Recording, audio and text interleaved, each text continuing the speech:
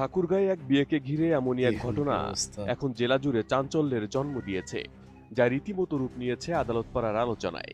বাসরাতে সন্দেহ, এরপর ব্যর্থ সমঝোতা, পাল্টাপাল্টি মামলার শেষ পর্যন্ত বরকে যেতে হয়েছে জেল হাজতে। কি অবস্থা, বিয়ে করে বিপদে। অভিযুক্ত কনে ঠাকুরগাঁয়ের রানীশঙ্কৈল উপজেলার ভান্ডার এলাকার জিয়ারুল হকের মেয়ে জেমিন আক্তার। তার সঙ্গে বিয়ে হয় একই জেলার পীরগঞ্জ উপজেলার চণ্ডীপুর এলাকার মৃত ইব্রাহিমের ছেলে রায়হান কবিরের।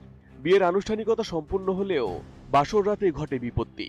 বরের অভিযোগ, যাকে দেখিয়ে বিয়ে ঠিক করা হয়েছিল কনে আসলে তিনি নন। দীর্ঘ সময় ধরে দুই পক্ষের মধ্যে বিষয়টি মীমাংসার চেষ্টা হলেও তা সফল হয়নি। শেষ পর্যন্ত আদালতের দ্বারস্থ হয় উভয় পরিবার। গত 19 জানুয়ারি এই ঘটনায় জামিন নামঞ্জুর হওয়ায় বর রায়হান কবিরকে জেল হাজতে পাঠানো হয়। পরিস্থিতি কোথায়